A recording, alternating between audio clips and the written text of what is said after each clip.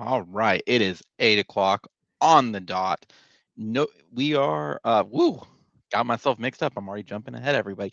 8 o'clock on the dot. It is Wednesday, November 2nd, 2022, and we are officially in the downhill stretch of the 2022 football season. I'm joined tonight, as usual, by my good friends and co-hosts Swiggy and Gavin. Gentlemen, how are y'all doing tonight?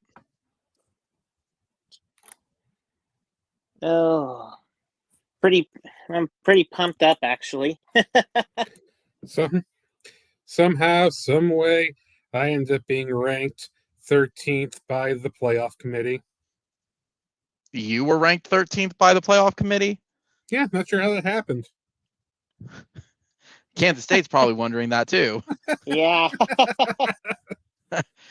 Is it because that I have to give it up to you, Swiggy, that you beat me in fantasy football last week and finally ended my winning streak? Is that why they probably ranked you 13th? Had to be. Was he?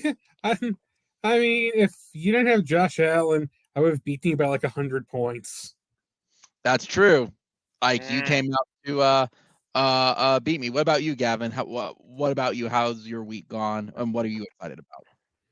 Oh, well, believe it or not, there's been a lot of buzz around the area because we got a high school football game that's actually being nationally televised tomorrow over here. Really?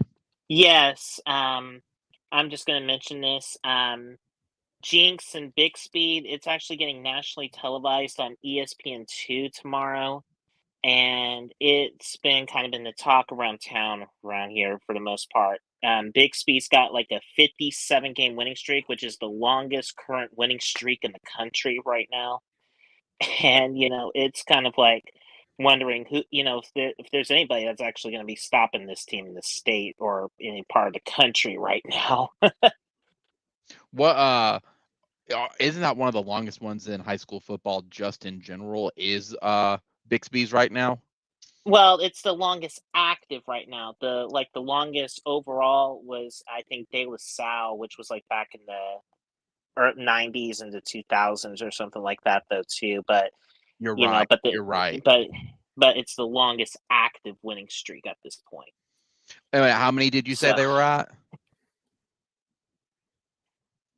57. 57. Well, they keep climbing up. I mean, they're going to be jumping in those top 10 very, very soon. It only takes 70 to hop into the top 10, it looks like. So, I mean, they have the capability for that. Is there on that Bixby team, is there any players that are being looked at the NCAA at this point? Yes. Yeah, Luke Haas, he's actually committed to go over to Arkansas.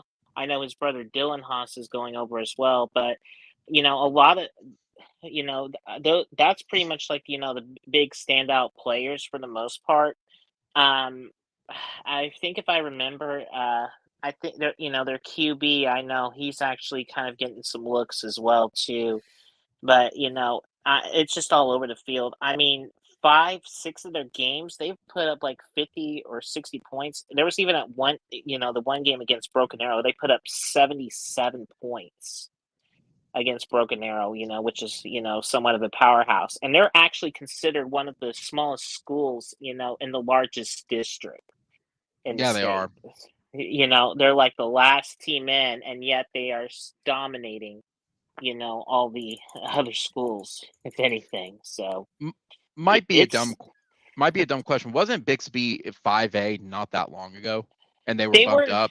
No, they were 6A2. Back in 24. Starting in 2014 when they divided 6A1 and 6A2. So they were in 6A2 for quite a few years, and then they've kind of been growing and growing over the years. And now that they've gone up to 6A1 this year, so this is like their first actual year in 6A1, and everybody was joking around saying, well, welcome to the SEC of high school football in the state of Oklahoma. And honestly, they've just been dominating even more so than they have in 6A2. Yeah, I mean they're one of the ones that are definitely like favored to win. Oh yeah, and like by and large, I mean they tied it last year or broke it last year, which other one from it They looked unstoppable. Yeah, they broke the Wagner's record last year during the state title game, and I gotta say, and I'm just kind of going off on this. Right now, the two teams that are actually the beat right now is actually Bixby and Union. Those are the two best teams right now, basically in that side, on that class alone right now. Because other than that, there's just nobody else that can actually keep up with them at this point. Wasn't it too? But Union's always the one that's usually the one to beat, though, isn't it? At least the one I remember them and Booker T. Well, Booker T though that is in a smaller division, but Booker T's in 6A2. But Booker T, they have the athletes, but they've just never really gotten over the hump, if anything. But if you're talking about 6A1, usually it's always been either Jinx or Union. Those are the two that are always usually been the strongholds, usually when it comes to 6A1, and how it's always been dominated by those two schools. Now with Bixby getting into the mix, and Owasso and Broken Arrow had like a 1 year here or there or anything, but it's been mostly a Jinx Union, been running through the entire state of Oklahoma in 6A1. Yeah. I know this is a college football one, but I am curious what made what was it, Gavin? What made Bixby appear out of nowhere? I think if anything, I think it was just probably when the divisions of 6A2, I think probably came around because remember 6A2 started around back in 2014 or so. Right. And and that's when Bixby started kind of becoming its own, because back then, before the whole split between 6A1 and 6A2, 6A, you just had all 32 teams in together and they just put it in there. But the problem is, like some of the smaller 6A schools couldn't really compete with the larger 6A schools, like with the Wasso, Jinx, BA, Union, because they have more of the resources and athletes and all that compared to the smaller ones where, yeah, they have some of the students, but they don't have like the resources and all that because they really couldn't compete with that, the size and everything like that. So it was just somewhat based on the numbers game, if anything. So it was Right. just a lot of it was just more of, trying to level out the playing field a little bit based on the administration, school numbers wise, and, trying to make it, more leveled. So it wasn't just dominated all by the, top schools that have the most students and all that and everything. Well, and that makes sense because that's what we're seeing is all these small districts having like these big boosts, like Choctaw. Choctaw is a small school district, but since everybody and their dog is going around it because they don't want to go to Middale, it makes sense for that they would have all these people go to it. Yeah. Swiggy, what about you on World Series? Is Philly going to burn tonight because they win? Are they playing tonight? Yes, they are playing tonight. Currently, it is 0-0, bottom of the third. If Philly wins, the entire place is going to explode. That sounds about right. Do you think they're going to win tonight? Do you think they're going to take? Is it in Philly? It's in Philly. Yep, it's in Philly. I don't know. It's hard to say. This is a sneaky big game for the Astros because if they don't win this year, if they don't win tonight, they're not winning the series. It's not just coming back down from 3 games to 1. It's just that's very hard to do. And it's not like the Phillies don't have pitchers who can do it. So we'll see. It's going to be we'll see. It's going to be tight. Have a pitcher's duel going on, but we're probably about a couple of innings away from the bullpens taking over. So did Philly come out of nowhere to win this or to be competitive in this, or was it one of those like they've been in it all this time? So Philly was the last wild card team in part because they started so badly this year. They ended up firing their manager May 31st, I think. They were 21-29, and they've had rough patches down the stretch. Yeah. I mean, like if the Brewers had a bullpen, the Brewers might have been able to pass them. So but But really, but their vibes ever since they've hit the playoffs have been fantastic. So it's just been one of those type of ones where they're the hot team right now. Or what do you say, like they've been playing solid? Like when you and I watch they're the team. Would you say they're the solid team? I would say right now they feel like the team of destiny. Haven't really had one since the Giants in 2014. So we'll see if they can finish it. But they like the vibes are great right now. Yeah, and sometimes within baseball, it's like things just got to come together. It's not always been about the best players. It's like, can you get your act together at the right time at the right moment, and that's usually what it all is. I mean, the Yankees, in the ALCS, they just couldn't even get it all together.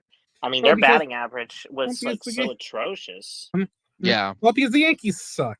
I wanted to say this last week here. We talk about culture a lot.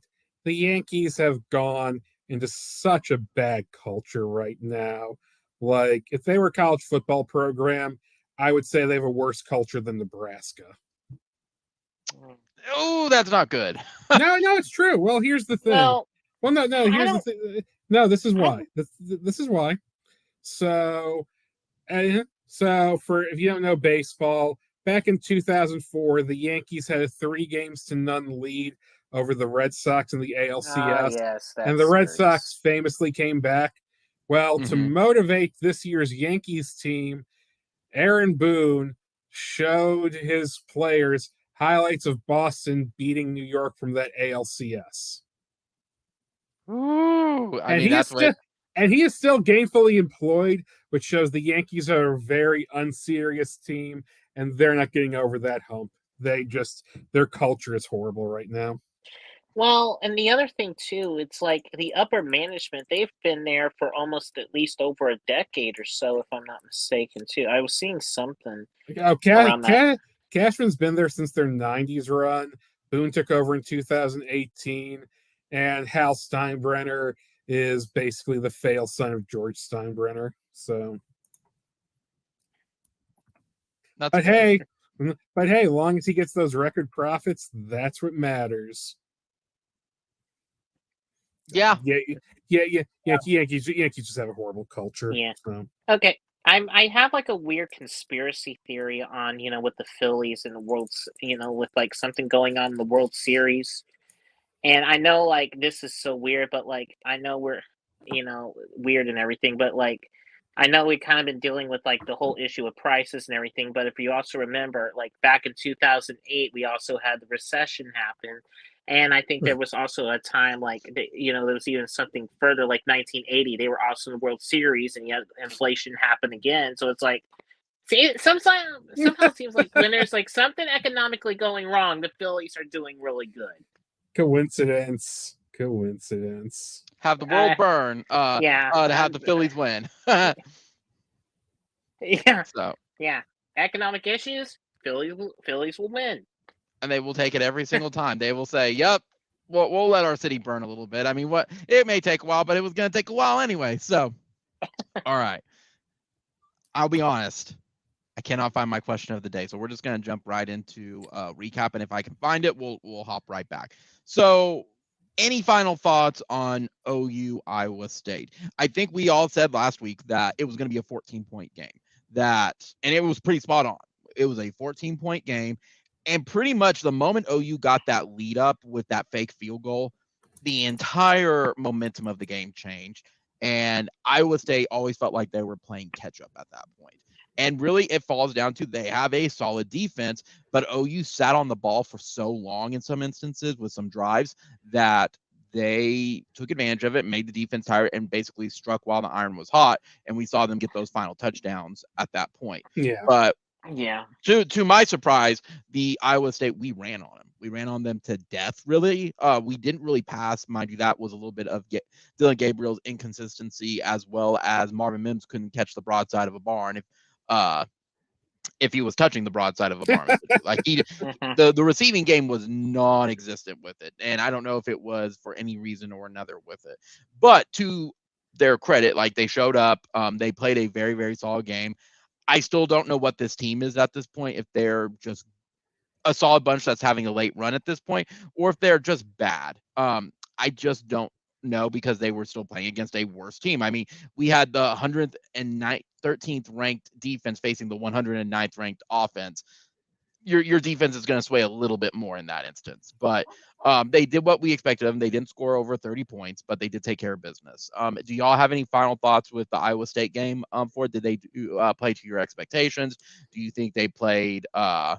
Are there some standout players? The only thing I can think of is, in addition to that, we were always wondering what team was going to show up and which was going to break first, the OU O-line or the Iowa State defensive line. And I'd probably say the Iowa State defensive line broke first from it, but overall, I would say like the bend don't break mentality with the O-line. They played much better than they've been used to.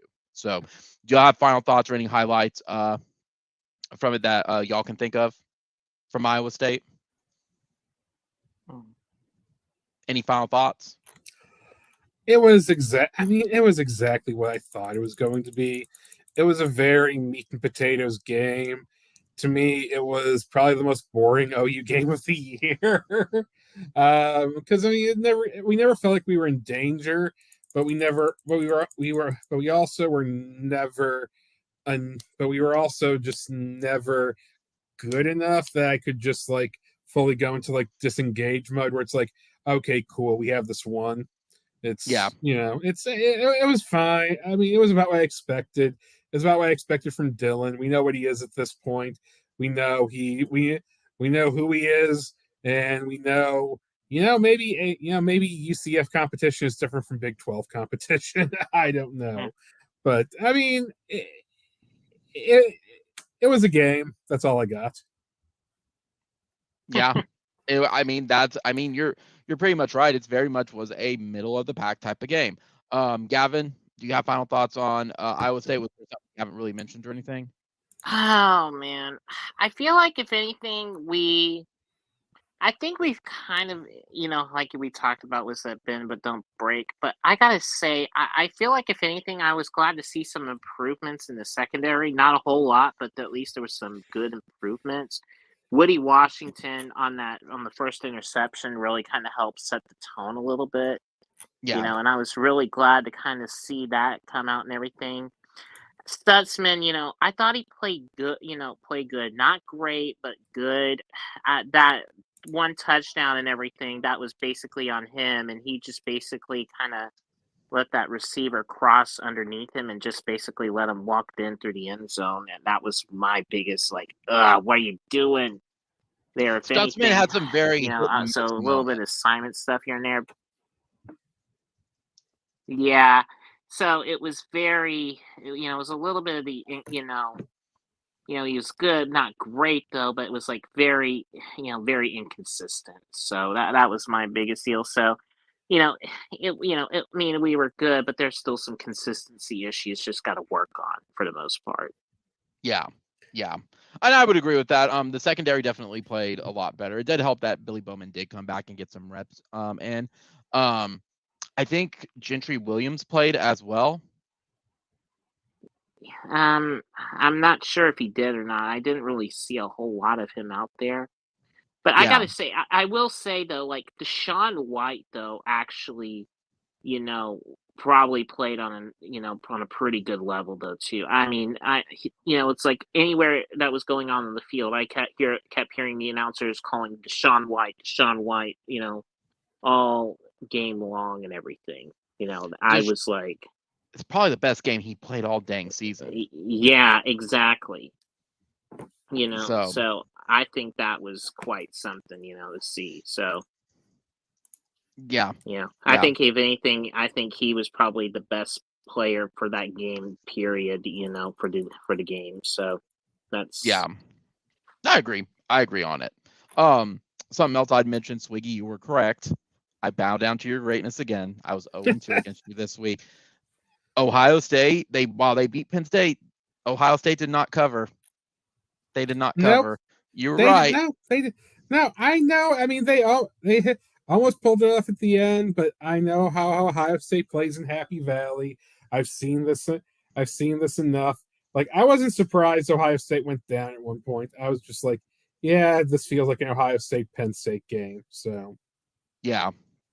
Was it? Yeah. I mean, that's classic Happy Valley, though. What you said to me, Yeah. like it was what it was. Yeah, I mean, that's good for Ohio State. Like, I mean, you always want to. I mean, come on, you always want to have at least a little bit of like stress during the season to keep yourself on, just so you're still, just to keep yourself honest, because I know because very few teams can go through the whole season overwhelming favorites, killing everyone, and not have any scary moments. So Right. Another thing I did want to mention from week 9, though, kudos to Tennessee for hyping that game up. That intro with how they did the lighting with the T, as well as with the slick black uniforms going onto the field, I was a fan of that. That was slick. That production was fantastic. That's probably one of the best intros I've seen all season, if anything. That is probably the best. In my lifetime, that's probably one of the best intros I've ever seen. Like, everything just aligned perfectly with the fireworks and the lighting. Kudos to them. Like, they need some stuff. Now, unlike Tennessee... Oh, go ahead. I was going to say, let's just make sure that, if anything, like, I know they're going to be on the road and everything, but can we just make sure that they don't throw anything else in the river by any chance? Because I do not want to see them go crazy if they want to go after Georgia, because it's like, I just don't want to see them throw everything in the river after they win. It's like, it's Georgia. That's my biggest deal. I mean, if they win at Georgia, the field goals are not going to be the only thing they throw on the field. Now, I think they're going to throw the entire stadium, if anything, at this point. Yeah. I mean, Georgia's going to be their biggest hump this season to get over. Now, unlike... No, I disagree. I disagree. I disagree. I don't think Georgia's going to be their biggest hump. You're right. Compliance is going to be their biggest hump. I mean, what? No, I'm serious. I think they beat Georgia. Not spoilers for picks. I think that happens. But I think their biggest hump, if Bama doesn't lose to LSU or Ole Miss the next couple of weeks, beating Bama twice is very, very tough. To me, that's going to be their biggest hump. Because then you get angry Alabama, and people don't like angry Alabama. That's not fun. Yeah. Losing to Alabama, angry Alabama is not good juju. Yeah. So here's my question though too, and I can't remember because I can't remember where Tennessee was at, but and I'm not saying they're exactly the same, but do you think Tennessee has like somewhat of the similar vibes to like the 2000 OU team, where they did not expect them to really kind of go far or anything? Yes, they are the team of destiny right now for it. And just like that OU team, though, there are going to be games that they're going to have. That's going to be a challenge that they have to go through. Like, they're going through the meat of their schedule essentially right now. Once they get past Georgia, they'll be fine. And that's just make it to the SEC champ game. Yeah. Because after this, but they have to make it first. That's the thing. Yeah, well, yeah, exactly. Oh, yeah, you have to beat Georgia and make it, but and it's in Georgia of all things too, and playing in Athens is not an easy task either. I'll say this here: what's going to decide this game is going to be Tennessee's defense versus Georgia's offense. We know the Georgia defense is going to do a few things. We know the Tennessee offense is going to do a few things.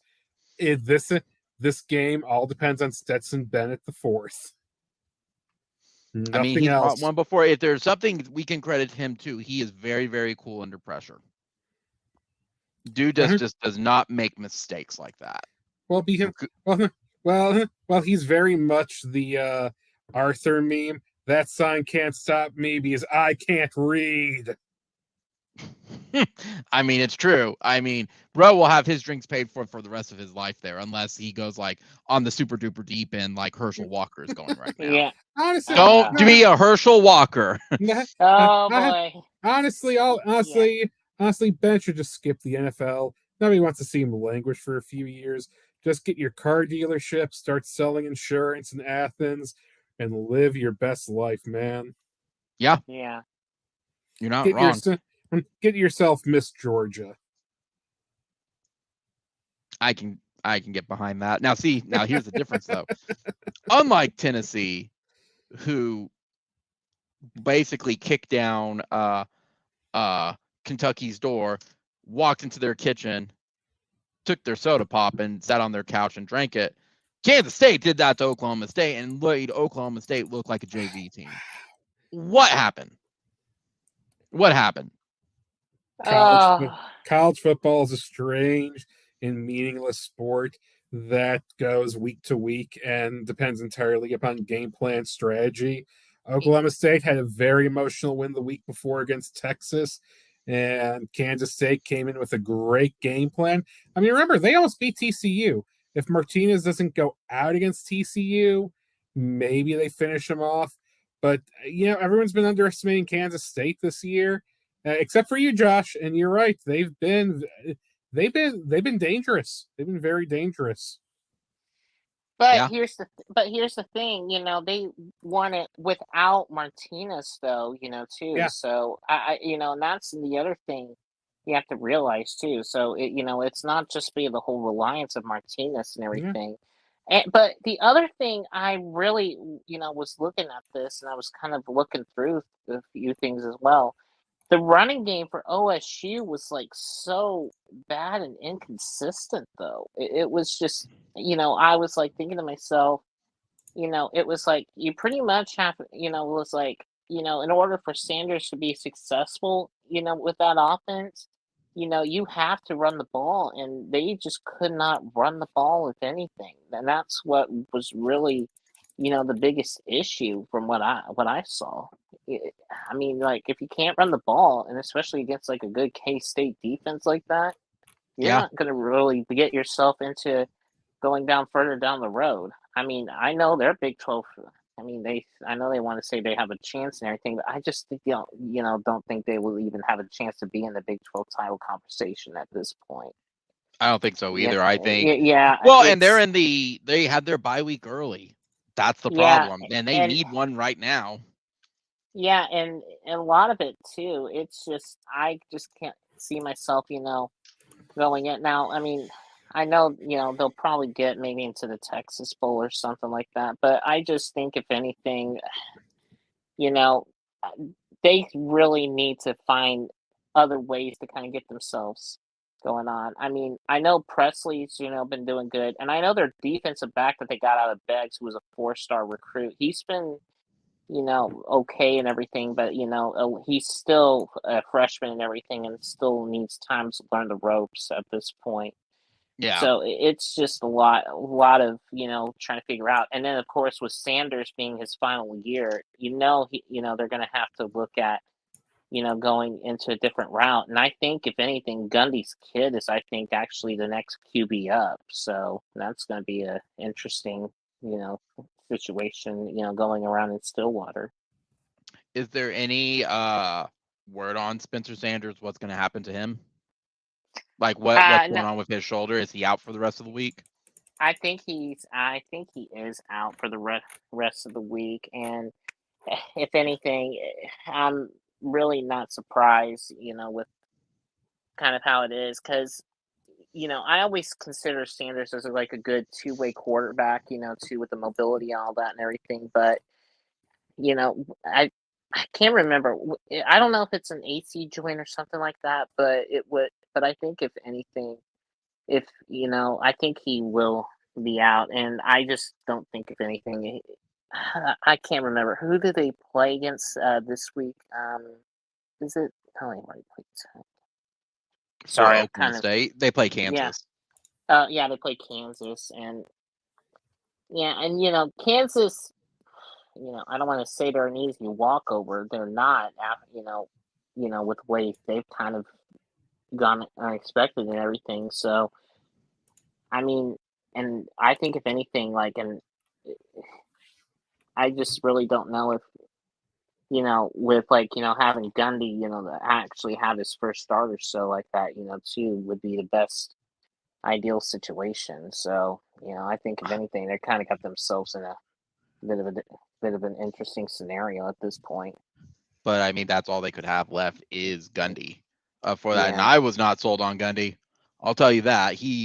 I understand it, but I also don't understand why you keep Spencer Sanders in when it was a lost cause. Yeah. I don't understand that, and I mean they may have lost him for the rest of the year. Yeah. I don't know. Yeah, that's probably going to be one of those things to where you're going to look back and say, why did you do this and everything?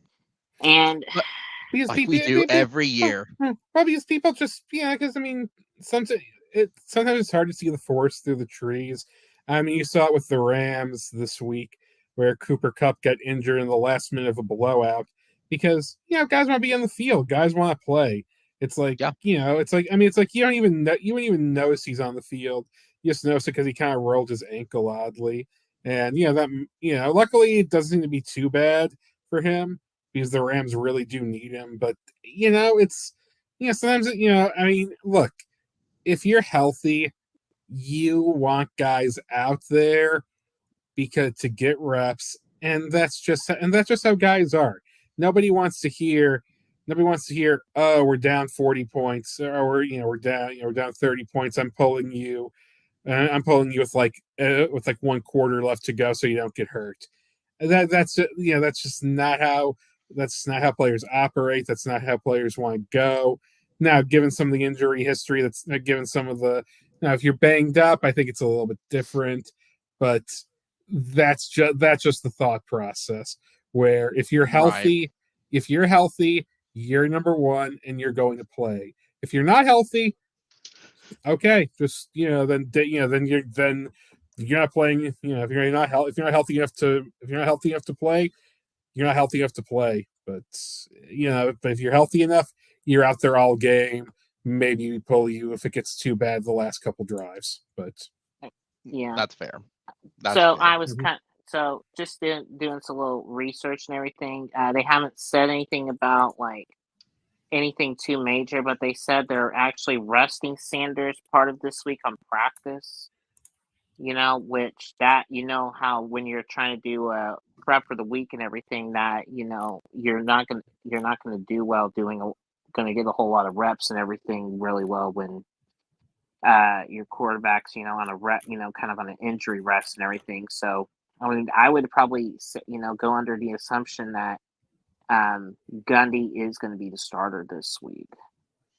Wasn't it too? They said they didn't go as hard in practice last week.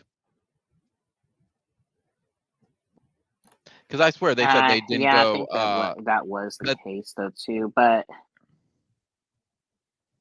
yeah. Well, here's another one we'll go into here in a sec. But let's bring up our first trivia. Let's get into it. So, number 1 Georgia versus number 2 Tennessee right now in the AP poll. It's the 16th time where the number 1 faced number 2 in the past 50 years in the AP poll. So, fun fact: OU is 1-7 in these games.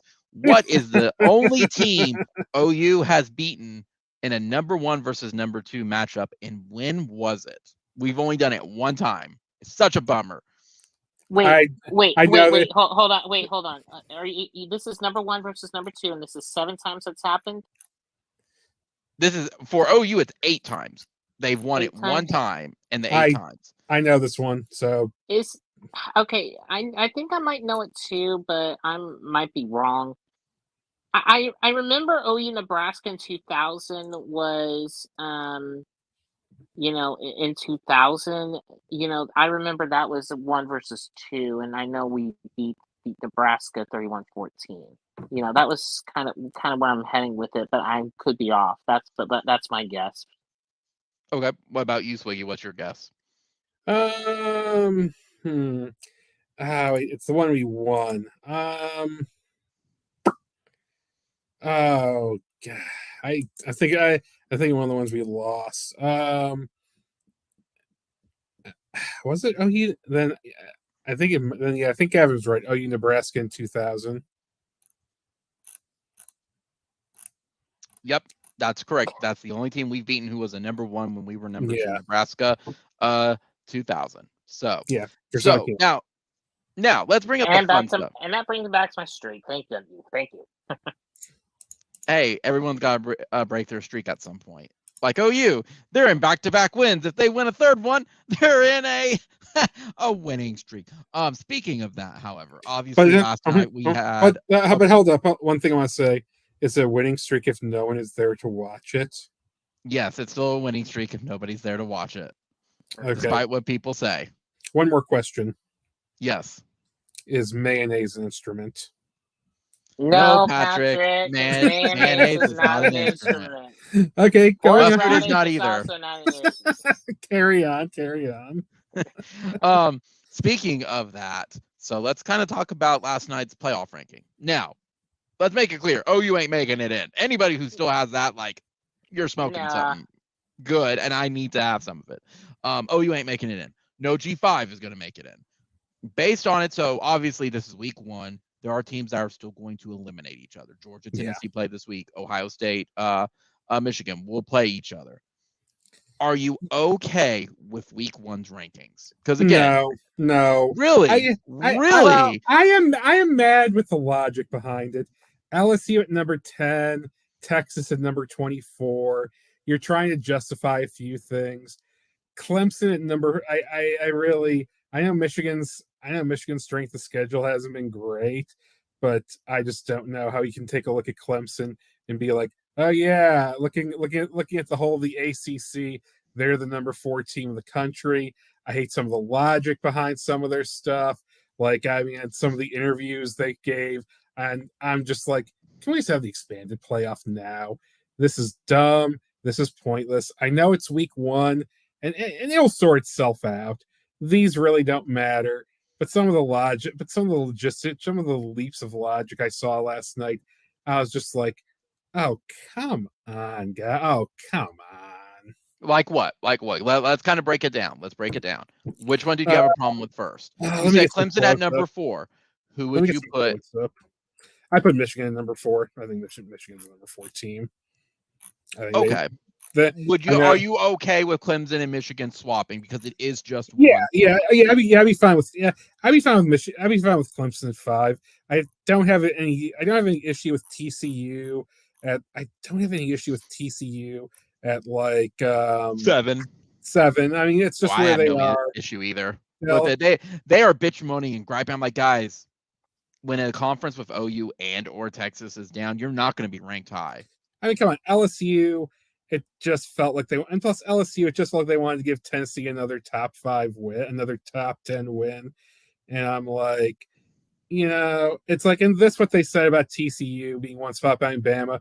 We're looking for a balanced team, offense and defense. They've gotten behind in games. I mean, Alabama got behind to Texas. To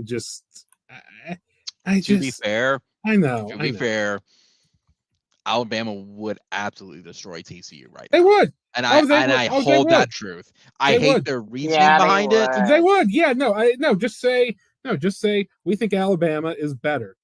And you know what? That's fine. I agree with that. I think they're better. But they mention beating 5-3 Arkansas as one of Alabama's big wins. Yeah. I'm just like, but here's the thing, though, too, where you mentioned like LSU. LSU's also gotten better. I mean, they lost stupidly to FSU, but it was week 1. And then who else did they lose to? Like they lost to Ole Miss. Or sorry, they got the Ole Miss win. So they got the Ole Miss win. I know they're saying they get better. They seem to be getting better and better. But you know what? Some of that's their schedule. Some of that is LSU. It's like LSU's schedule. Okay, great. They came back against Ole Miss. Fantastic, but they lost bad to Tennessee. Florida was a 10-point game. They could easily lose to Bama or Arkansas. I just, I just hate these discussions. I just don't think LSU is worthy of 10. I have no problem with them in the top 15. I want to be very clear about that. I think LSU is fine, but I think LSU in the top 10, it's just one of those things to try and justify more SEC. It's just one of those things where they try and justify more SEC teams and just expand the playoffs now. I thank you. I hate it. I don't like I don't like a lot of the reasoning behind it. But if just come out and say, you know what, we think Bama is the better team, that's fine. But it's like, but a lot of it just feels like you're messing with teams and jerking them around to try and justify a few of these moves, and I just don't like it. I mean, come on, Texas is the 24th best team in the country. Yeah, sure, I believe 23rd. 23rd. 20. They have 24. Oh, 24. You're right. 24. But yeah, I just and to me that's my problem. That's what 5 versus 25 in their ranking feels like, where it's like we're gonna give some rankings to justify our top 4 choices, and that's why I don't like it. It's like it's the same thing. It's like if Bama beats LSU this week, hey, Alabama had a top 10 win. Yeah, so I just expand the playoffs now. I'm tired of this. I'm tired about how they do it. It'll work itself out. But God, this is why I ignore it week to week. Okay, and if there's one thing I would take issue with, why on earth do you have a 3-loss team in the top 25? With Texas, because they still haven't worked it out yet. Like they have to put somebody there. I know, but Texas, come on, and it's like the thing is, it's like how I would tell people, it's like you guys, you're pretty much getting on to OU for being a 3-loss. Yeah, we shouldn't be in the rankings, which is no surprise. But you put Texas in the top 25. I mean, I would rather have some sort of group 25 in there than Texas at this point. I mean, what they're probably seeing is that they've played Alabama and they played Oklahoma State really close. And that's probably why they're in there. Yeah, and honestly, that's the only thing I kind of disagree with, if anything, with that sort of logic. But who else would you put in there? That's kind of thing, because once you reach 10 to 25 at that point, it's really they're all the same team. It's just that's why they're flawed in some way. That's why I said there is no logic. It's just a way so they can justify their decisions. Yeah. Now, I will say, I have no problem with, the top 5 itself, because it's going to work itself out. No. I think it's just, if anything, when you get to, 6 through 10, it kind of gets very interesting, and, TCU's, strength of schedule is not going to be in any favor, and we all are going to agree on that, so I just think, if anything, and right now the Pac-12, everybody has a loss, in the Pac-12 at this point. So, it's like the Pac-12's on a really, really deep long shot. And the only way for TCU is to maybe, and I'm not saying they will get in, but the only way they can maybe get themselves is they just, need to basically win out. Because, if you're TCU, that Michigan and Ohio State are going to play against each other. Tennessee and Georgia are going to basically play each other. Alabama and whoever wins the East is going to basically play against each other. So, you're going to have a whole lot. And then you also have the fact that you have a conference championship to decide all of that. So I'm not saying, I'm saying, oh, TCU's in or anything. I'm just saying, they have they're in a decent position because, of all the pecking that's going to go on above them at this point. Yeah. Now, I think they will get it. And I'm saying it's possible, but there's going to be a lot of, log jams that are going to basically work themselves out. If TCU wins out, they're in. I saw some people even if TCU wins out, they're not in. These guys don't like the Pac-12. These guys don't like TCU. They're not going to let a Power 5 team go undefeated and keep them out unless 4 other Power 5 teams go undefeated. Yeah. So, that's a mistake. It varies because it's like it depends on how stuff plays out, because you could reach the nightmare scenario. The nightmare scenario is what's it called? I think it's like Georgia beats it was Alabama wins out, Tennessee beats Georgia, and then Bama beats Tennessee in the championship game. That's the nightmare scenario, because then they would put in Georgia, Bama, Tennessee with Ohio State. And it would happen. It would happen. Yeah. They want Yeah. that to happen because they're already trying to talk it into existence. That they want to see that happen. That's why LSU is ranked number 10. Correct. To strengthen all things. Because to be fair, if it did happen, OU, Texas, and Texas Tech would have had it in 2008. And no one would have batted an eye with it because it would have been unfair, but nobody would bat an eye at it. The issue right now, like we said, it's going to work itself out. But I mean, to me, TCU's left out. Because I'm going to be honest, this is what's going to happen. I have this gut feeling this is what's going to happen. Whoever wins this weekend, they're going to go to Atlanta and they're going to lose to Bama. You're going to get Bama, SEC team, Ohio State, Clemson. And that's what's going to happen. And TCU is going to get left out because they don't have the name brand. I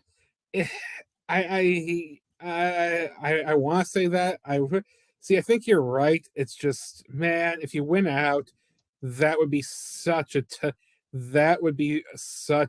tough drop. And I mean, they'd 100% do it. I have very, very, very low expectations for it.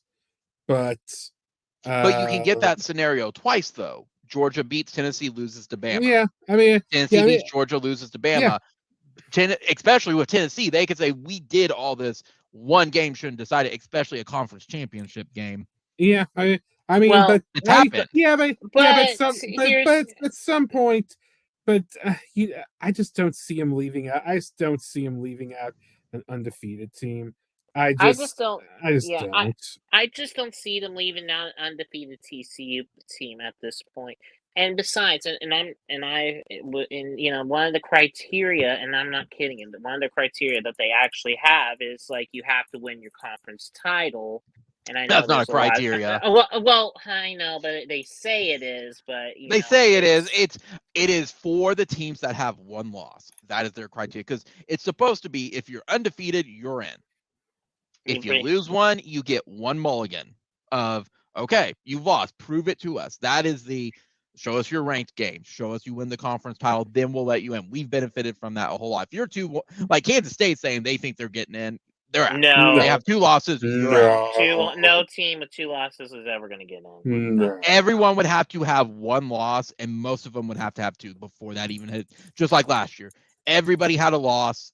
It opened the door for an undefeated G5 team to make in, but it took everybody having 1 loss to make it, and there was really no number 4 because it's just like, and I said this, I don't want to be that guy, but it's just like Illinois fans right now who think they're going to win the Big Ten. No, you're going to win the West to get the privilege to get your ass whipped by Ohio State and Michigan. Or Michigan, one of the 2. And guess what? You have to face Michigan, and you're going to get your ass whipped. So, cool. And I think it's one of those, I think even if they went out and lose to Michigan, they're still going to face probably Ohio State. Cool, you're going to lose to Ohio State then at that point. You're not getting anything. Like, it's the same thing here. 2-loss team ain't going to get in. They're not.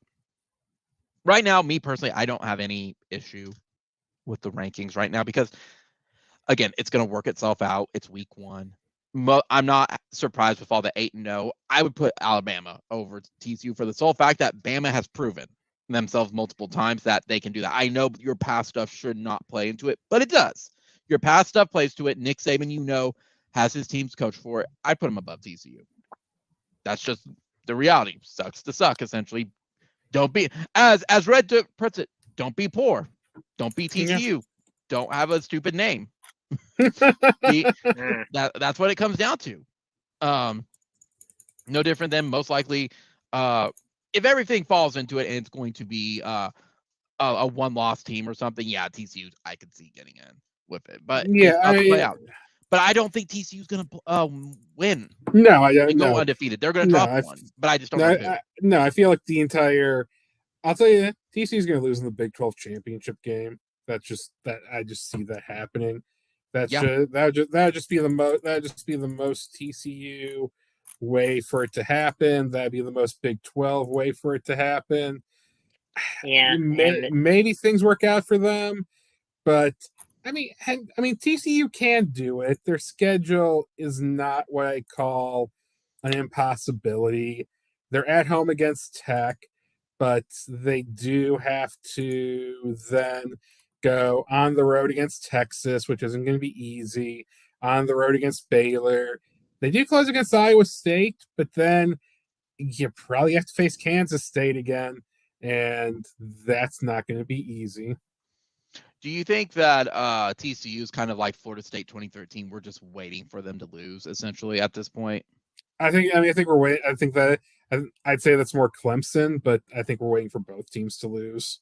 Yeah. I think because I think if anything, I'm trying to think like. Because I mean, I just don't. This is not a good Clemson team. It's like if both Clemson and TCU make it, like I know this is blasphemy, but I'd almost rather see two SEC teams, a Big Ten team, and let's say one loss Oregon, or one loss, or I can go one loss UCLA or USC. I know I'm praising Lincoln Riley here, but at least that'd be I at least feel like that'd be more interesting than whatever TCU or Clemson brings to the table. So yeah, and not only that though too, like with USC, I know they'll have to go up against UCLA, and then they would probably have to maybe go up against either Oregon or Utah for the Pac-12 championship. Honestly, if there's a one-loss Pac-10, if there's a one-loss Pac-12 team, and Clemson and TCU lose, Pac-12 is going to get in. That's where things get really interesting because Pac-12 has some solid teams this year. So which I hate praising the Pac-12. God, Lord knows I hate. We cannot stay pass up late, you guys. The East Coast doesn't like this. But like I said, at least I get the sense to be interesting because I just don't think Clemson's defense is good, but they're having issues against ACC teams. Like I just don't see Clemson doing it. TCU I'd at least be happy for because it's like, if you go undefeated, you do deserve a chance. You do deserve your chance. But it's kind of like Cincinnati. We know you're gonna get blown out. We know it. Yeah, are you gonna get blown out, or will at least be a decent final score? And and if that happens, that's fine. I'm honestly not. I honestly don't. That's not the end of the world. That is what it is. But I just rather see, like, I want good playoff games. And if I got to deal with tennis, if I got to deal with USC or Bo Nix, you know what? I'll live. I'll do that. But so I mean, honestly, I'm hoping Clemson and TCU win it, lose at least one game. Sorry, TCU fans. Sorry, Clemson fans. But because I just don't think either team would give us a good playoff game, and we'd just be kind of stuck, and we'd be stuck with like just a blowout in that game. And because I mean, look, a lot of times the college football playoff does not give us fun games. Unfortunately, we get more blowouts than anything. So I'd rather get some fun games. But that's all, guys. But I mean, it's college football, and it's very hard. That's true. What's your thoughts on the projected lineups for OU right now with either the Liberty Bowl against Missouri, the Tax Bowl against Wisconsin, and then the Cheez-It Bowl against, I think it was, I'm trying to remember who was the last one. It was Cheez-It Bowl against somebody. Okay. Some ACC team. Do I get free Cheez-Its? Louisville, that's it. Oh. I mean, if I get free Cheez-Its, then yeah, send me there. Well, yeah, you just want to go there because it's Orlando. It's literally down the street. I want Cheez-Its. That's what I want. Forget Cheez-Its. I want to go to Disney World. Disney World. Yeah, Disney World. Disney World. If out of those right now, I mean, first off, if we're going to a bowl, hey, that means we at least broke 0.500. I'm okay with that. Yeah. I think right now 7.5 is realistic for us. Anything more is just gravy at this point. If I had to pick one, I'd probably say the Tax Slayer one, just so we face Wisconsin. I think that would be the best matchup of the three. I don't care for Louisville, and I don't care for Missouri since we're going to be playing Missouri again. Yeah, I would only be interested in Missouri because one of our producers actually went there at that, if anything. Yeah, but we may be playing Missouri yearly, starting in 2 years. Yeah, that's true too. I just would love to kind of get like a bit of an SEC test, if anything, kind of see where we're at. Yeah. SEC. I mean, I'm just saying. SEC. I'm not saying like yeah. I just like say at least kind of give us a little bit of a taste, a little bit, and that way we can adjust ourselves a little bit. We ain't getting that test with Missouri. Well, that's true, but yeah, it's like at least we can be able to kind of at least fix ourselves up a little bit. Yeah. Well, I like Wisconsin because it's just a matchup we haven't had in a long time. I think the last time was like 70s we faced Wisconsin. It's been since we've played them. Yeah, I mean, yeah, I'd be fine with Wisconsin. That's at least Wisconsin, and it's different. It's different. It's fine. It's and two power brands going at each other too. That'll draw a lot of eyes. So, well, especially with Wisconsin, yeah. Against we haven't faced them since spot on 1970.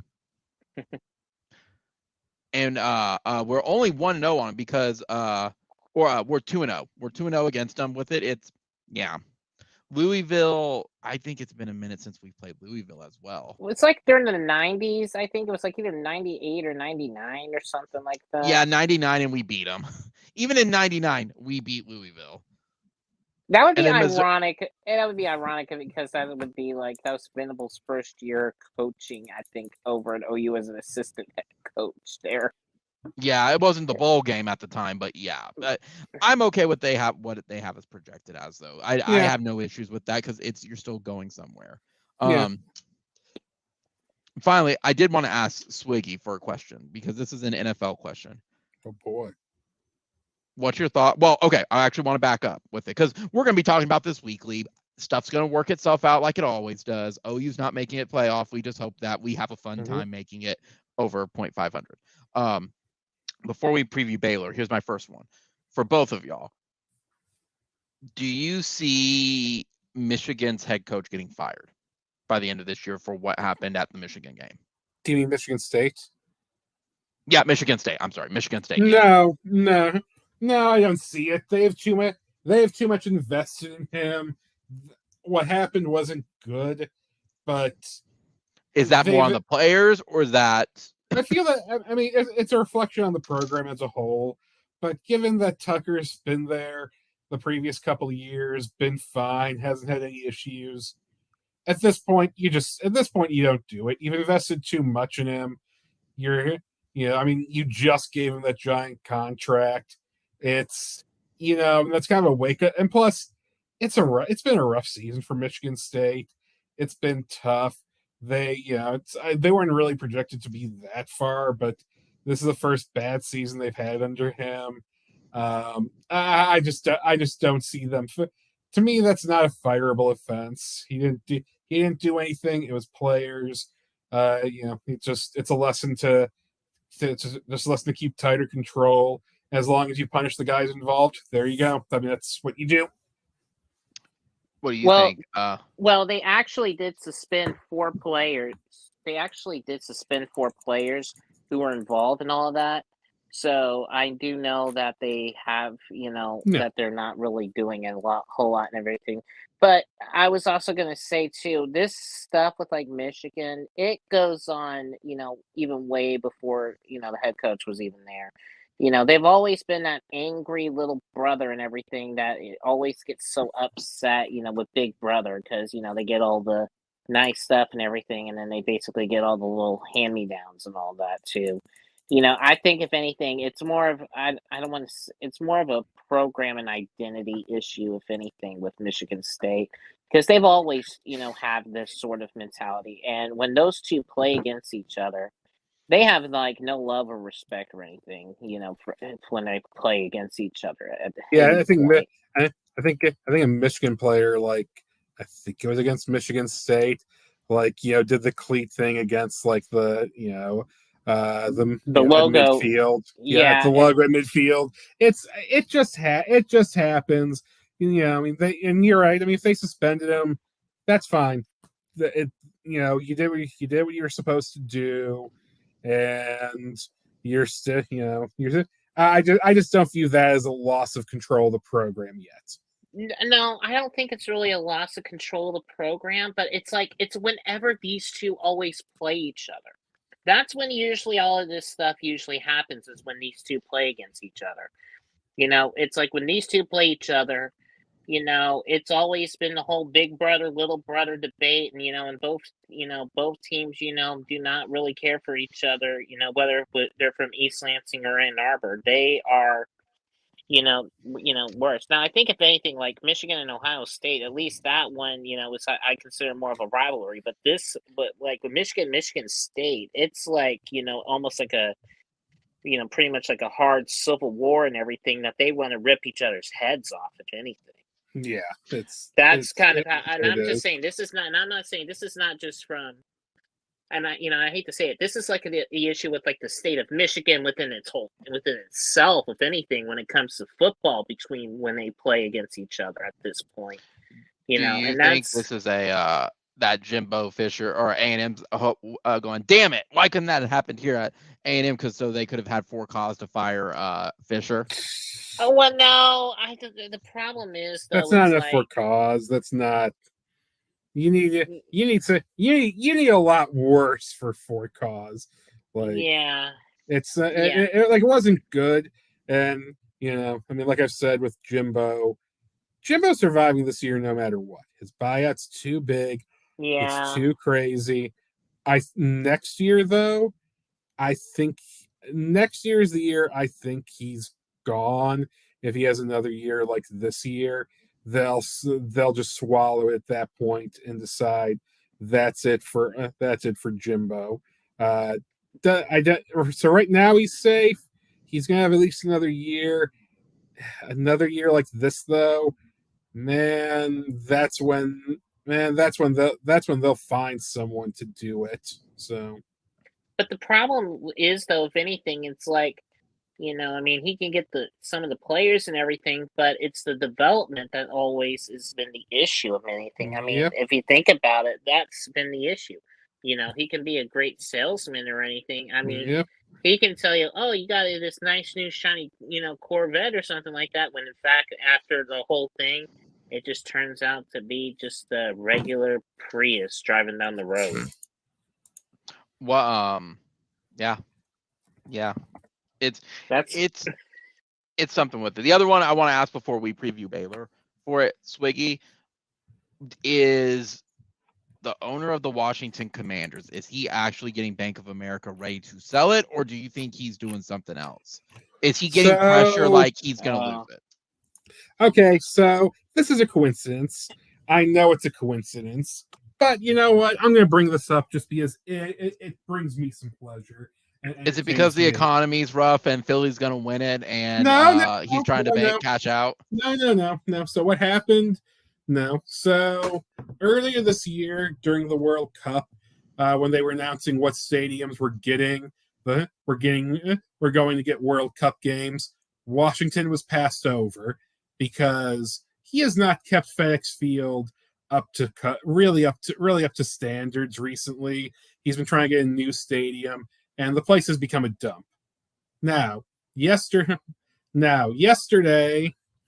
Taylor Swift announced a tour and totally skipped Washington because, once again, FedEx Field is a dump.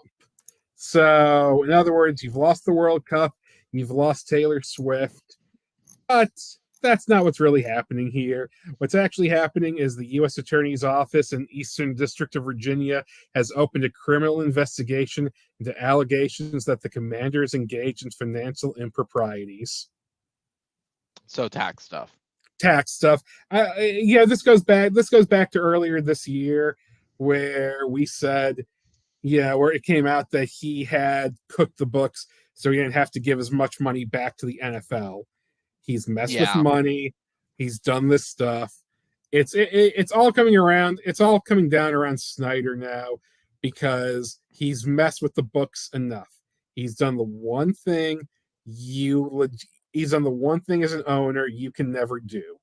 Because remember, every other owner doesn't just want to get rid of bad owners because they're free wins. Jerry Jones, that's why teams just aren't taken away from guys, because it's like, well, if this guy's insane and he runs his team like a drunken sailor, that just benefits me because because I normally get some easy wins against them. The fact Yeah. that the fact that they're moving forward with this, and I mean, look, it's gone. The team's gone. As far as everything goes with that, Snyder has too much against him.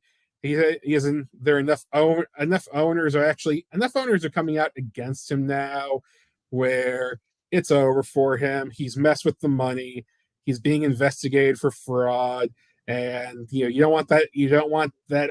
No other NFL owner wants it opening up against them to see if nobody wants those investigations. So no, he's gone. I mean, it's at the end of the day, it's a good riddance to Daniel Snyder. No. He should have been gone years ago, to be honest. He should have. He should have. He's been. I mean, honestly, I don't know why that the NFL wanted to basically do that. I mean, if anything, the NFL needed it at least, because you know how they always want to be, where they want to protect the shield and everything. Well, because nobody wants to set the precedent that you can get a team taken away from you, because all these guys do crazy stuff, and like I said, they want easy wins. The Fords do not run the Lions well, and honestly, I mean, no one's taking the Lions away from the Fords. I mean, honestly, though, too, I think if anything, Adam Silver and the NBA commissioner, I think it did a little bit better than what, if anything, than what Roger Goodell does, if anything, at this point. I mean, to be fair with Roger Goodell, man, like, he can still hold it together, regardless of what he does not have the strikes or anything. People like to shit on him, but I mean, even I have to go to be like, yeah, no. Andrew, you mentioned, by the way, the Swifties. Yeah. Here's a question for you: who's more intense of a fan base, the Swifties or the people that follow the Buckies? Oh, Swifties! You kidding me, Swifties? Buckies people are going to last into the apocalypse. Swifty? No, man. No, man. My sister is a Swiftie. I love it. Love Taylor Swift myself. No, do not. No, so no. I would no. I do not mess with Swifties. Bucky's is a weird gas station. I'll say that, but no messing with Swifties. I mean, I will be honest with you. I mean, no matter, I have a guy that I work with over at the station. He's older than I am and everything, close to my dad's age, and he is a huge Taylor Swift fan.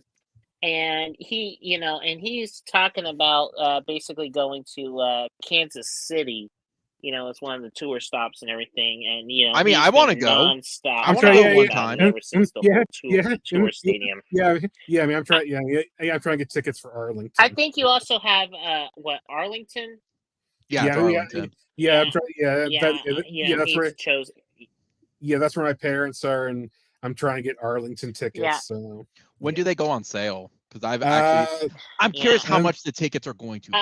No, they're not on sale. They're not on sale now, but like you can actually go on a place on. I can't remember. You have to go online and try and pre-register. Yeah, if you go to our website, you can pre-register. You can try and pre-register, and so you're a verified fan or whatever that means. Yeah. So you have a chance. So you have a chance at that. Otherwise, they go on sale in I think it's the 15th or 6th. It's like the week of the 15th. They go on sale. I'm just curious how much they are. It's gonna be the Hunger Games out there. Yeah. May the odds ever be in your favor. I mean, like, honestly, don't get me wrong. I think Taylor Swift's music's something, but I think, and she also even broke a record where, like, I think all 10 of her songs and everything are all in the top 10. Yeah. First time the Swiftie Army, man. First time that has ever happened. The Swiftie Army, they are. It's going to be one of the things when the apocalypse ends, the Bucky cult and then the Swiftie Army. I'm just saying. But then again, I upset the I guess I poked the hornet's nest on this one because I said all Bucky's is a Cracker Barrel with gas stations, and boy, did that upset a lot of people that texted me. They're like, you just don't know. I do. I've been there. There's nothing special about it. It's not a Cracker Barrel, bros. They Buc-ee's sell is like fine. barbecue and Buc-ee's like is fine. I'll be honest. And kolaches. Like I've never been to a Buc-ee's. you're not missing out on anything. If you've been to an on-queue, you've been to a Buc-ee's. Well, here's the thing. I mean, like, look, I live in like basically in the north, like part of northeastern, Oklahoma, and we just all we have is just mostly just Quick Trips, where it's just basically a gas station, and there's like just stuff for just basically just a quick. I don't understand the obsession with it. I just don't understand the obsession, Gavin. No, I Quick agree. Trip, I I get it. It's the same thing with people in very, very small towns in Quick Trip. I've seen that obsession. I'm like, is there nothing else in your town? It's Buc-ee's. You have Dallas around. You don't need to obsess over it. I think it's because they're obsessed with a beaver. That's what I have come to. Andrew, you know better than I do. You know better than I do. Speaking of stuff as well, random thought time. It did seem like OU might be playing Cincinnati next year at Cincinnati. Andrew, are you going to actually take a road trip up to Ohio, to the promised land, to go see OU versus Cincinnati? Maybe. I don't know. Well, I don't know. I got stuff going on in my life. Yeah. And I want to just double check this to you because, like, I think they might be setting up for next year where I think they have like certain divisions or something like that. For Big 12, they're not going to have divisions. Well, no. I think how this is going to be interesting because, like, I don't know. There was like some sort of rumor or something like this. I cannot confirm this or anything, but like they would have to play like a certain team twice or anything, because of how many teams that are actually in the conference this year or something. OU and Texas would not agree to that. No, I know it wasn't OU Texas. I was somehow seeing, and I know I might be just misreading things or something. I was somehow seeing OU and OSU for some weird reason. I don't know why, but that was something where I was kind of like thinking to myself, wait a minute, you would put OU and OSU playing each other 2 times in a row. Well, not like back to back, but like 2 times in the middle of the season. Yeah. So it would be very, very. It'd be one time. That would be unprecedented, and they would never do that. Yeah, and with the bitterness with OSU's having with OU right now, I just do not see that happening. All hail the bitterness. Yep. Just a quick note, we're still at 201 subscribers. By the way, we didn't have any new subscribers this week, so just a quick little one for if anybody wants to listen and tune in. Hey, we're always here. So, quick brief of Baylor. I don't know what to predict with this game. I've been sitting on this for 2 days now trying to come up with stuff. And basically the notes that I have so far with Baylor is they are going to be a very, very challenging team for OU. Just because they are having a bit of a rough season does not mean that they are not. No. At best, they're inconsistent because they still have the 27th ranked offense. They hold on to the ball. They do get first downs. I think it's Chapin or Sharp. I may have misspelled it. He's the second best quarterback, and he's the best quarterback we faced since Max Duggan with TCU. He has a very high accuracy percentage with 67.4%. We have to worry about Quallen Jones, Richard Reese, Monterey Baldwin, and Hal Presley. He's 14th in TDs, and the defense is the 29th ranked ones in nationally with their defense. I don't know what to expect with this because I think it's going to come down to what team shows up with Baylor and what is their consistency with it. Because there's guys on their defensive line, there's guys on the offensive line.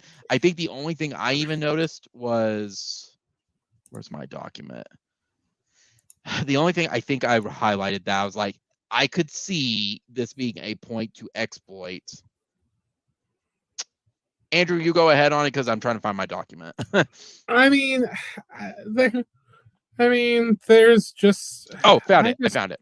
But the only thing I have to say about both these teams is that it's going to be a pillow fight. They're both they are both middling teams where they're remarkably inconsistent.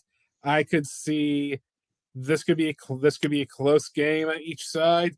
This could be a blowout on each side. I don't really know what to expect. All I know is If you have the Disney bundle with Disney Plus, you have ESPN Plus. Start getting it set up now, so you're not panicking when the game starts on Saturday. Yeah, that's don't. That's literally my only advice to everyone. If you have ESPN Plus, make sure you have it set up now, so you're not so you don't miss about 10 minutes of the game trying to get it set up. Because I wish I had any hot takes on this. I have no read on the game. I think OU is going to win. I don't know, but I can't say for sure they're definitely going to win. I don't know either, because the thing that I saw, and I found my document, there's 2 points that I had that I think play into OU's favor. The big problem is our defense is going to be tested with that. You almost have to score on every play. The big thing that I noticed with Baylor, once you get into the red zone, they cannot stop you from scoring. They are near the bottom of the barrel with red zone defense. They're also very bottom of the barrel with third downs. That's something I think they should be circling. If you can get them the third down, as long as OU doesn't give up the big damn play, you might make this a game. Now, I think OU's gotten leaps and bounds better from it, but this is not the Baylor we faced last year. That was buzzed on us in Waco. Gavin, is there stuff that you know on Baylor or anything with it? Because again, I think it's going to come down to whatever's consistent, because again, their O-line's pretty decent. They have studs on their defense. Yeah, I think the other thing too, and this is kind of one of the things I kind of noticed with Baylor. A lot of the things, if anything, is like they'll like to play with that run game, if anything, with Baylor, kind of going under center and kind of going through the tackles for the most part. I think if anything, it's like if we can get our run defense to maybe get like a couple tackles for losses and kind of have it to where, we have to make them forced to throw on 3rd and long or something like that, that'll definitely put it into favor for OU's defense. Like I said, I agree with both of you. It's such a hard read. I don't know what to predict. At each moment, each second, I go back and forth. Is it going to be Baylor today? Is it OU today? OU should be it because it's the home team. But Baylor has a more better team than OU does. But I don't know. I do not know what to expect from this. But the other thing too, and this is the other thing too, it's basically, finding that balance for the most part.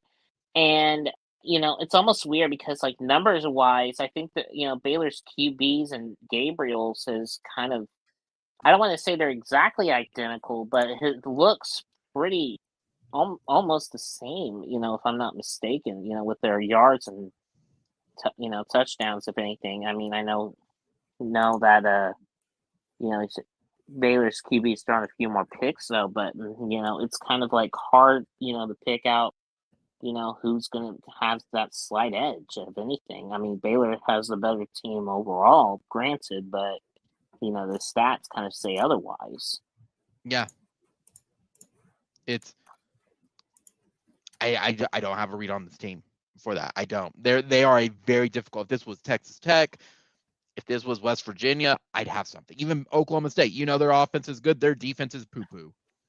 I don't have a read on this team. I think Baylor's faced kind of a buzzsaw themselves with it, and that Baylor's kind of like going through the motions as well, and that they're disappointed where they were at.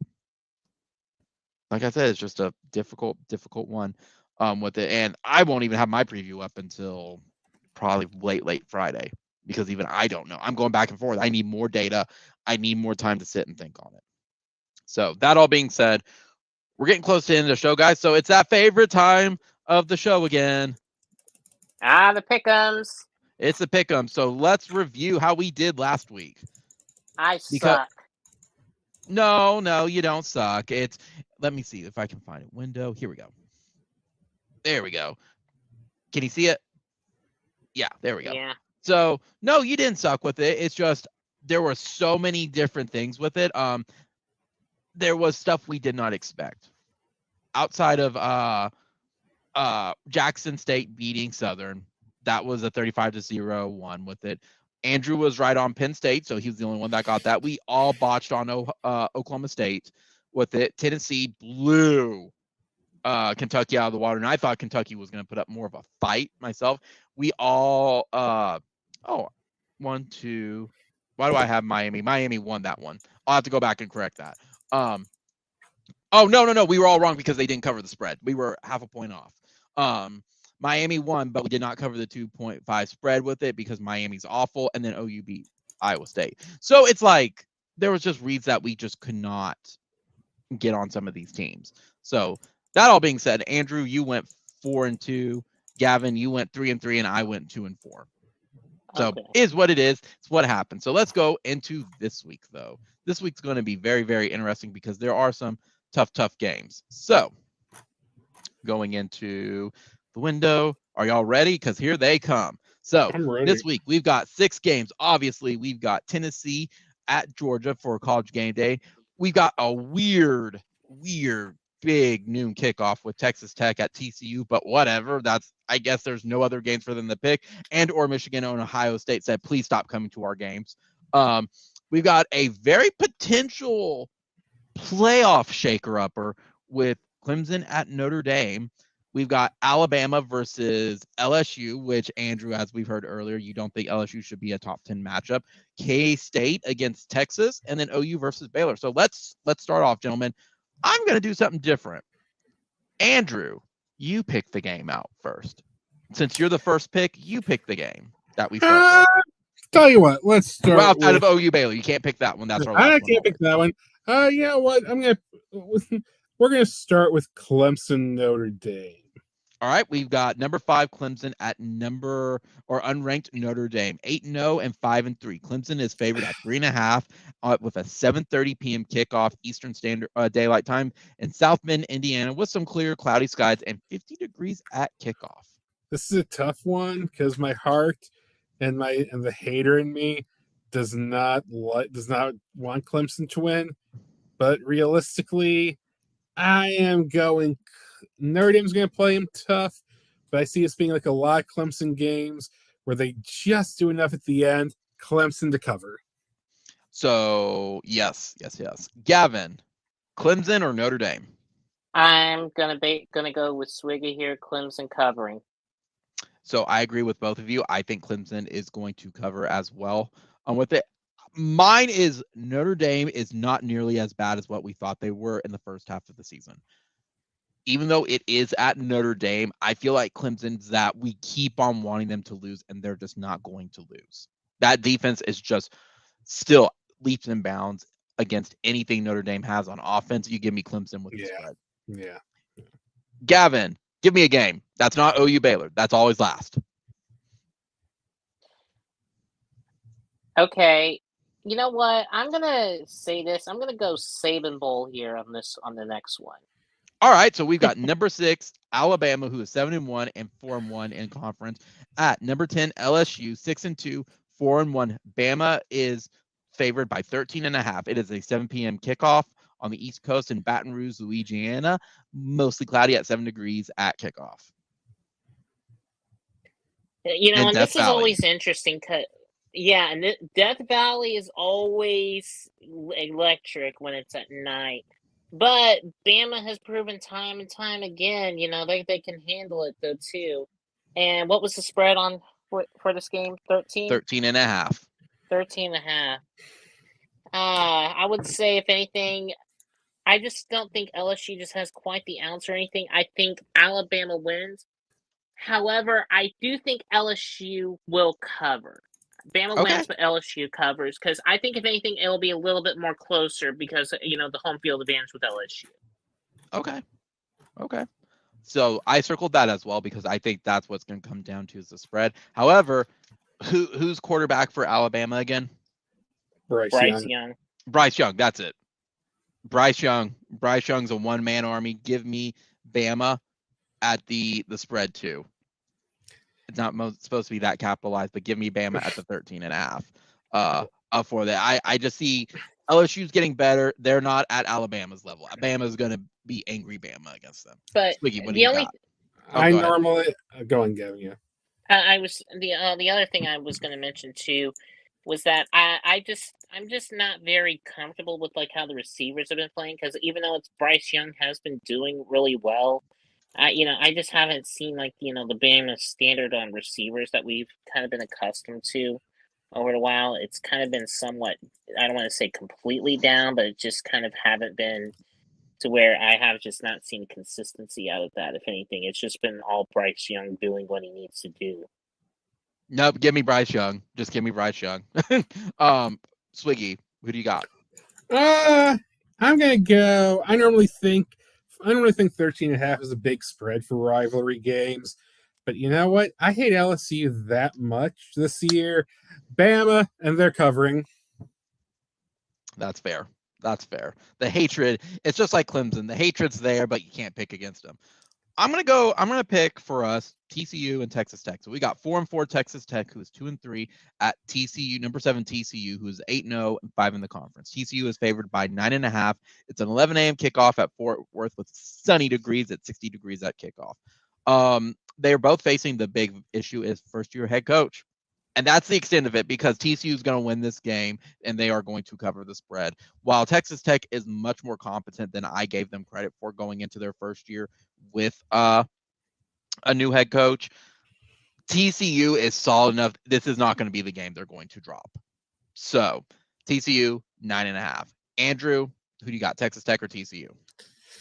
I'm going TCU, but I think it's going to be. But they're not going to cover. Really?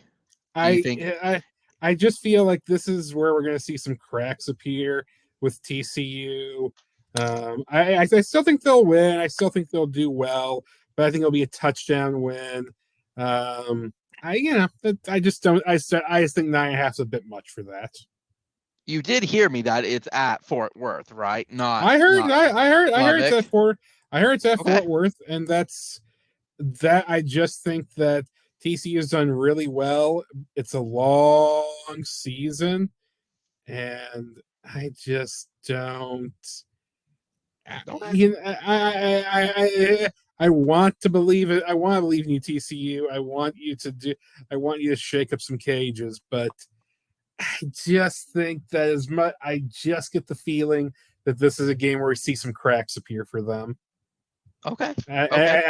They still win, but it's going to be closer than it should be. Okay. Gavin, TCU? Yeah, I got TCU, and I got them with the spread. TCU minus 9.5. Gotcha. All right, Andrew, you got 2 games to pick from. Which one do you want? Game day, or do you want Big 12 matchup? We're going game day here.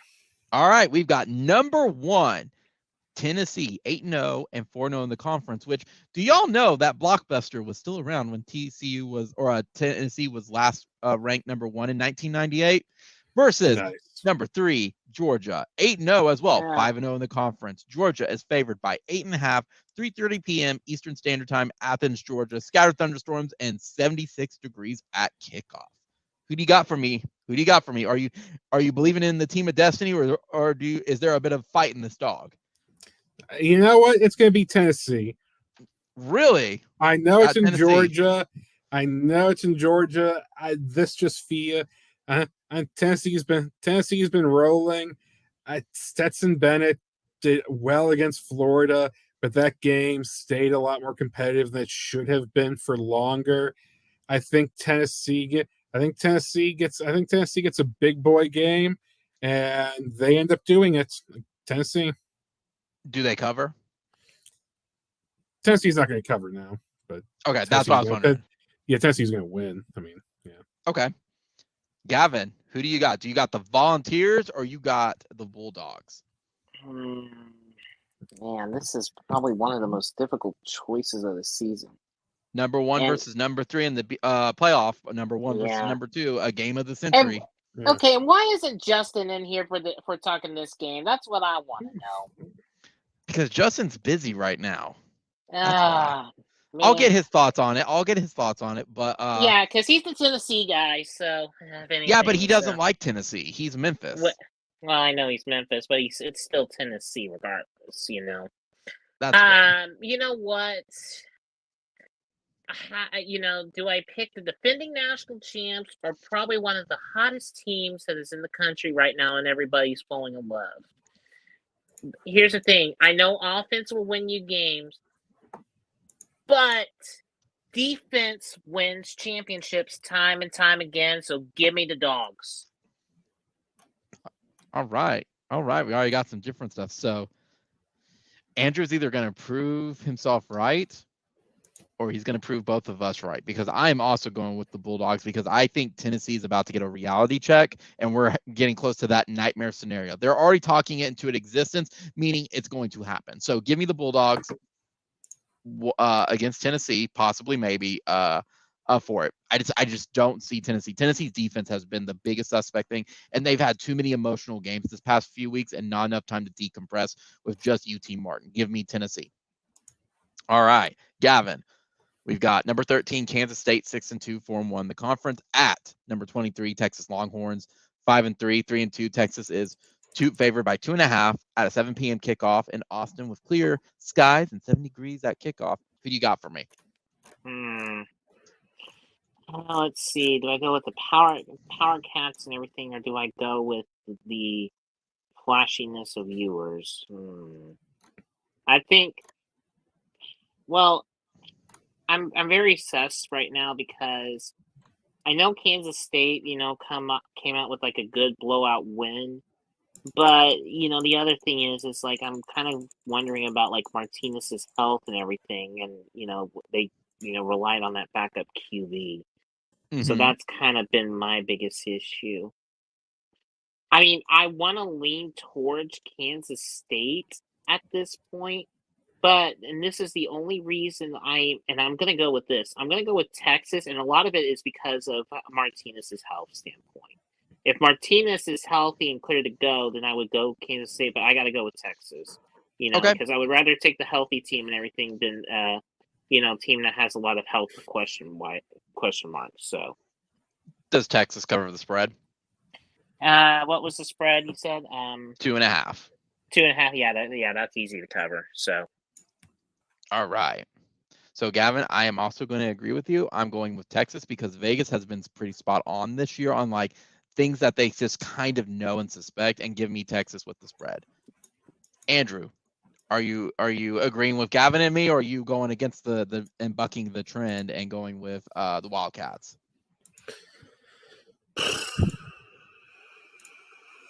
I know you said that. I'm not sure. Man, I just don't trust Texas. I mean, Ewers had one of the all-time strangest lines against Oklahoma State. I don't know what to make of Ewers. I don't know what to make of Texas. I know what the Cats are capable of. You know what? I'm gonna be a cool cat. Wildcats are gonna win. Okay. All right. We are at the final stretch of our picks. OU 5-3, 2-3 versus Baylor, who is 5-3 and 3-2. OU is favored by 3.5. 2 p.m. Central Daylight kickoff. Norman, sunny, and 50 degrees at kickoff. Both are seeking their 6th win so they can get bowl eligible. I'll be honest. Like I said, I've gone back and forth on this one, but I have to make a choice here. I think this is tough. I think I got to go Baylor. I think Baylor's going to beat us at home. I think they're a more consistent team at the moment. And it's just those stats. I want us to win, but I think it's less that we are getting better and more we're finally facing the competition that's just dookie bad. Give me Baylor. I don't trust that spread with the 3.5 on it. I know Vegas has been close, but man, that one's hard. I have to see more. Last week did not give me confidence for that. Even though the running game is good, man, I don't know. So give me Baylor with it. Give me, man, see, it's hard because I keep going back and forth with it. I want to check something. I may decide something different. Let me check something. I want to see how they've lost. They lost to Oklahoma State, and that was But they lost to West Virginia, though. West Virginia as well. And Yeah. I think if I'm not, Yeah, and know, they lost to Oklahoma State 25-36. They lost to West Virginia 40-43, and they took an awful BYU team 20-26 and 2 over. But that was injury. Give me Baylor. Give me Baylor. Yep. Give me Baylor. Their losses are a little bit more consistent, if anything. Yep. So. Give me Baylor. Andrew, OU or Baylor? OU, and they're going to cover. Any particular reason outside of we want them to win because we're the homers? It's a tough one. I just really don't know what to expect from Baylor. I've seen Baylor just collapse upon themselves. I'm going to go home crowd. I'm going to go some home field advantage. I think it's going to be tight, but I think we do barely pull it off. All right. I hope you're right. For me, final score is going to be, by the way, Baylor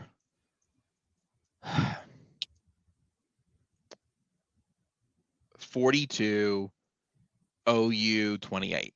What is your final score? Because if you have OU and you have Baylor and you're saying they're covering, what's final score? OU, that final score is going to be 28-24. Okay. Gavin, who do you got? You got the Sooners or do you got the Bears? I'm going to go Sooners. I think they'll cover the spread, but I think with the line score that I'm going to have, I am actually going to go. I'm going to say 27-21. Kind of the same thing of just the inconsistency is going to cook their goose. Yeah, that's just basically it. Mostly it's a consistency. And look, I know it's, home crowd, and all that and everything. I don't want to say, for us being homers or anything, but, sometimes home field can kind of do things, that you can do. And I mean, let's face it, it's kind of weird, if anything, with like how sometimes things are usually played out. So it's true. And I want OU to win. Don't get me wrong.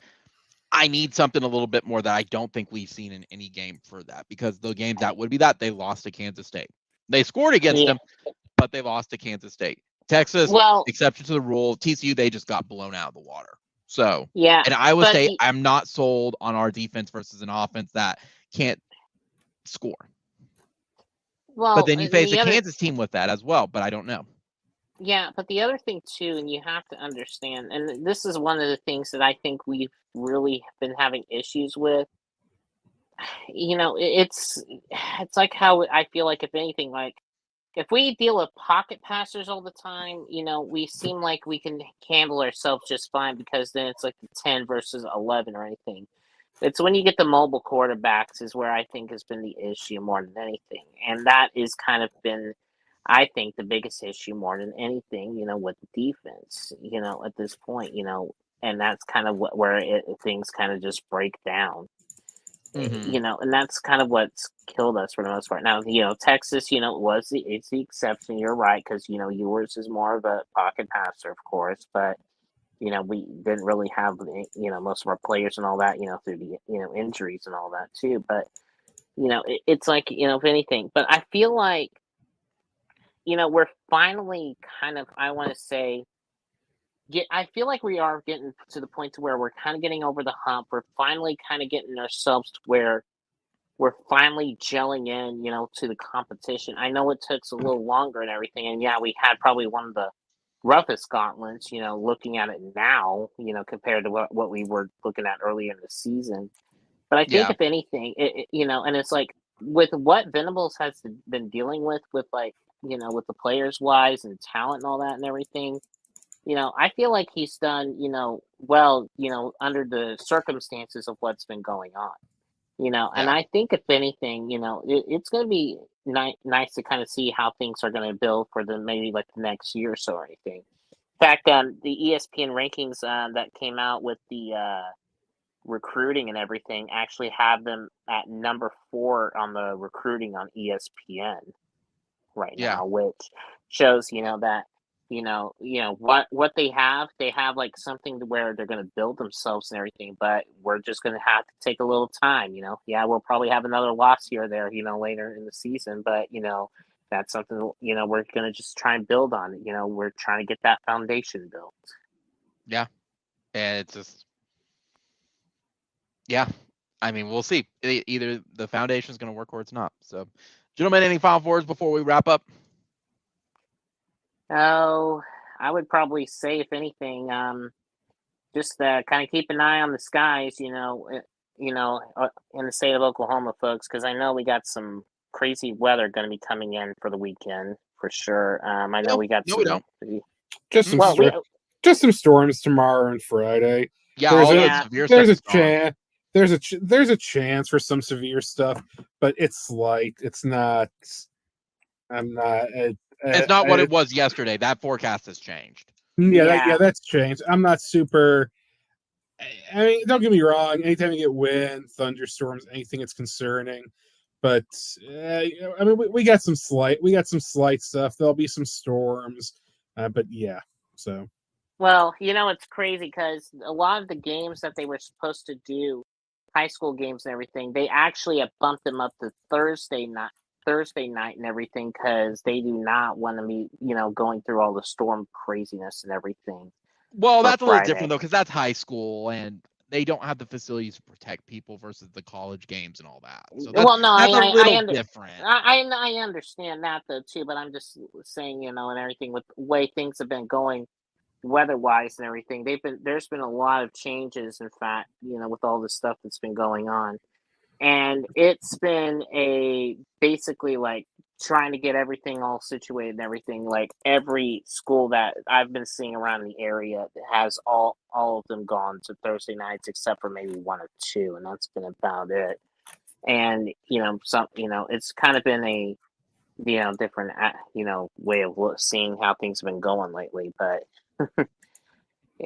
but I will say, at least tomorrow is going to be like pretty fun stuff with high school football around the area here, so it'll be interesting and fun to see. Yeah. Andrew, any final thoughts before we wrap up? Nope, that's it for me. Well, I have one final thought. It looks like Philly's probably going to go back to Astros because they getting their butt whipped right now. So. Yep.